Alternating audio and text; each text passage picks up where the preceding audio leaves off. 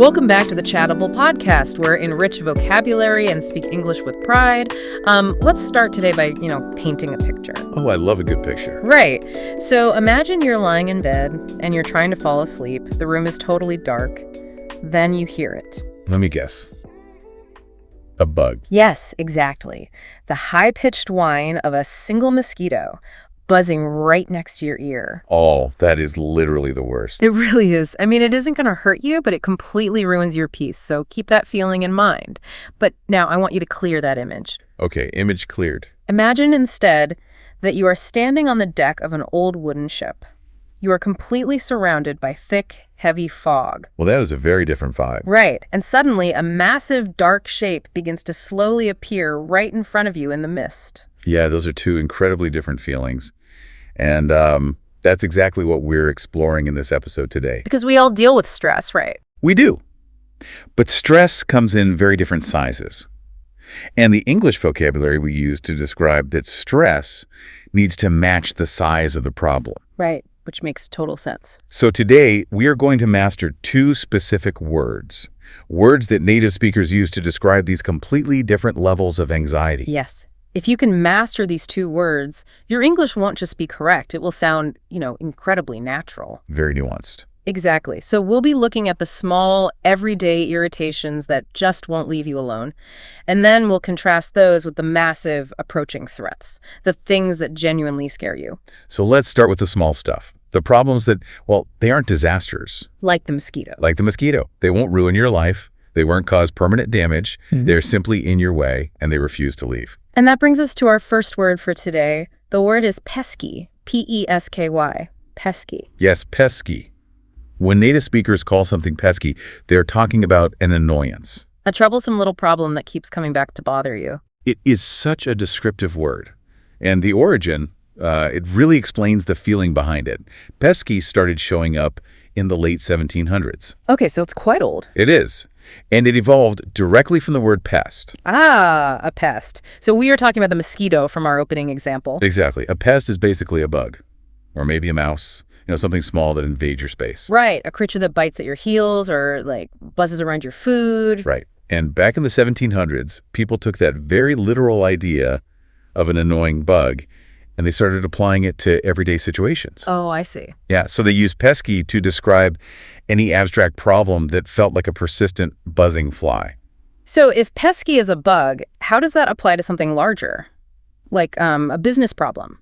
Well, think about the process of starting a new car company. You have these massive goals. You want to build something huge. Exactly. You are designing electric engines. You are building a huge factory. You are hiring thousands of engineers. Big, exciting challenges. Yes.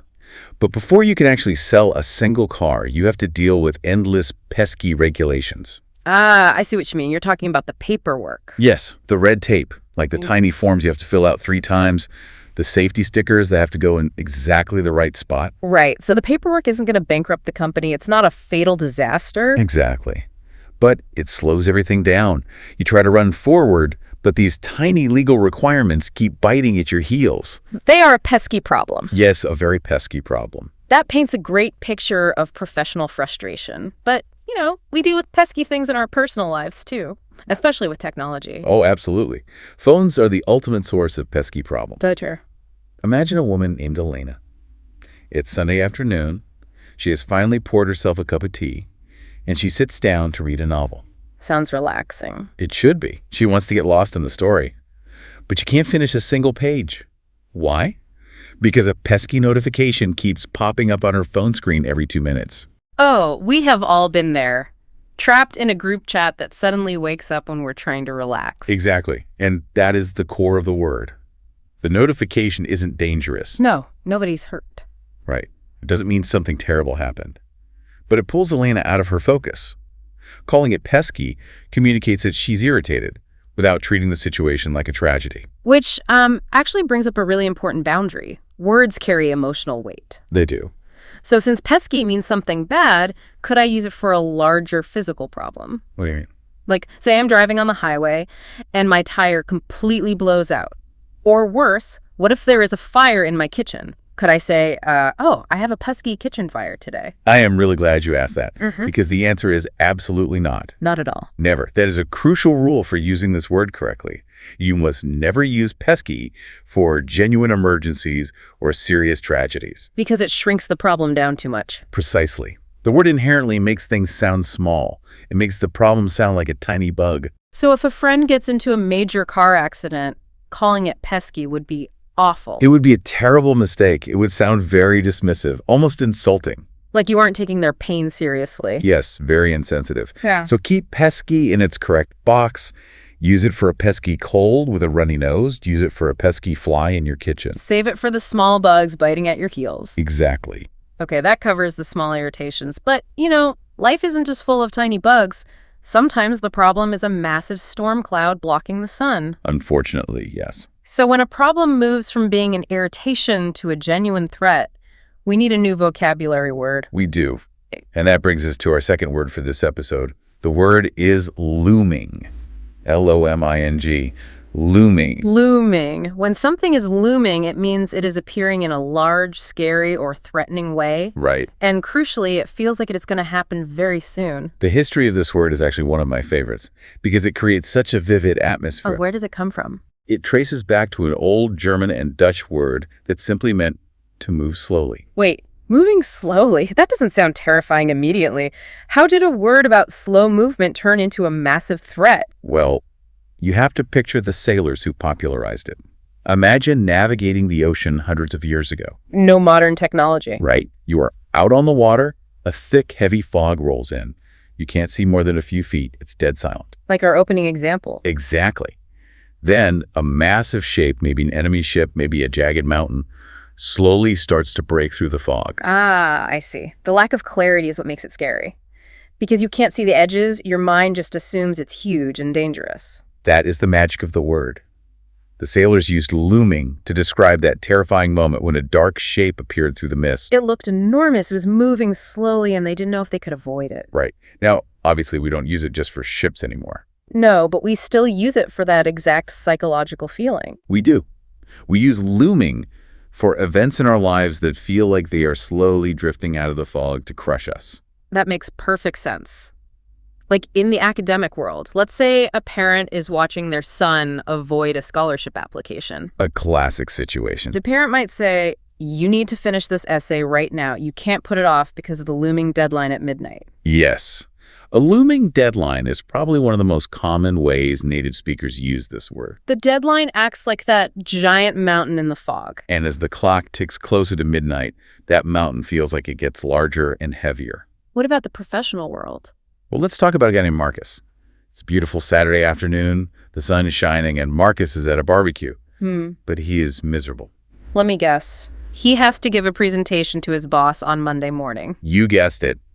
Marcus can't enjoy his Saturday at all because the looming threat of that Monday presentation is consuming his thoughts.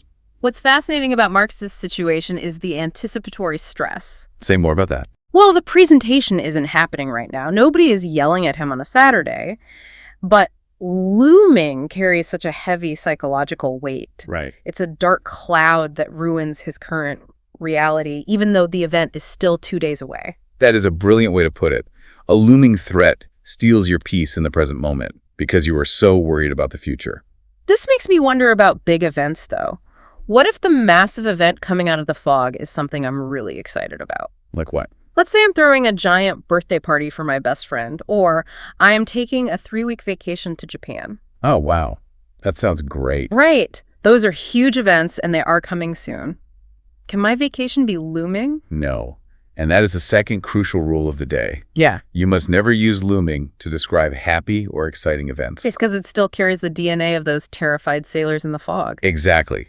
The word is deeply tied to dread and anxiety. Unless you are secretly terrified of going to Japan, your vacation is never looming. So using it for a happy event would just confuse people. Thoroughly confuse a native speaker, yes. They would assume you're secretly dreading the party. What is the natural alternative then? If a big happy event is getting closer, what should our listeners say? Keep it simple and positive. Use phrases like approaching or coming up. So, my trip to Japan is coming up. Exactly. Or Our wedding anniversary is fast approaching. Save looming strictly for the things that make your stomach hurt. Exams, financial audits, heavy storms. Yes, those are the things that loom. It's amazing how choosing between coming up and looming completely changes the emotion. But I want to explore the space between our two words today. Okay. Can a pesky problem ever evolve into a looming threat? Oh, that is a fantastic question. Yes, absolutely. In fact, that's often how looming threats are born. Because if you ignore a buzzing mosquito long enough, it invites its friends. Something like that. Yeah. Let's imagine you own a house. You notice a tiny drip coming from your ceiling during a rainstorm. Okay, put a bucket under it. Right. It's annoying. Yeah. It's a pesky leak. You have to empty the bucket every few hours. It's an irritation, but my house isn't collapsing. True. But let's say you ignore that pesky leak for 6 months. You keep using the bucket. You ignore the root cause. Slowly, the wood in your ceiling starts to rot. Right. The roof is weak now. And winter is approaching. The weather forecast predicts a massive snowstorm. So the situation has fundamentally changed. It is no longer a tiny drip. Now, the possibility of your roof collapsing under the snow has become a looming disaster. The pesky problem multiplied because it was ignored. That transition is so relatable. The same thing happens with studying. A single reading assignment you skip is just a pesky task. Right. But if you skip reading for the entire semester, the final exam becomes a looming nightmare. That is the perfect illustration. The scale of the stress completely transformed. Well, this has been an incredibly practical exploration of how we talk about stress. Let's do a quick recap so our listeners can really lock in the core difference. Let's do it. First, we explored pesky. This word is reserved for the small, persistent annoyances. The vibe here is irritation and frustration. Yes. Small, irritating, and persistent. You aren't terrified, you just want the bug to go away so you can focus. And second, we unpacked looming. Reserved for large, approaching threats. Exactly.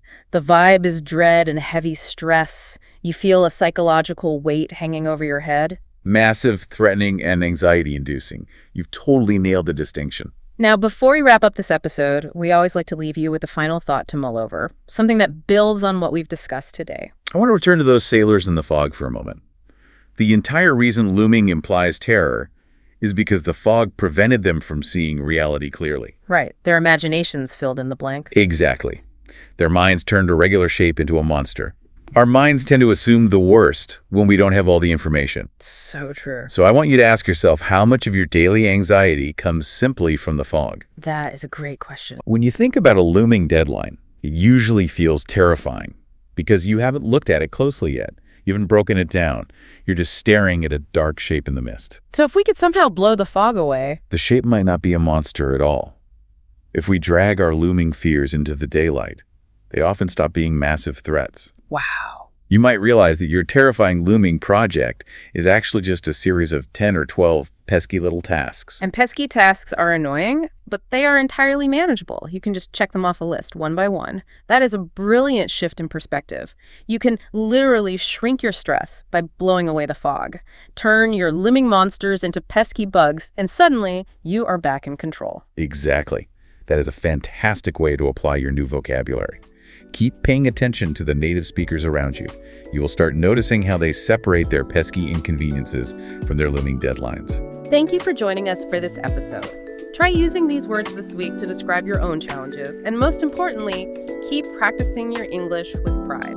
We'll be right here waiting for you next time on the Chattable podcast. Goodbye.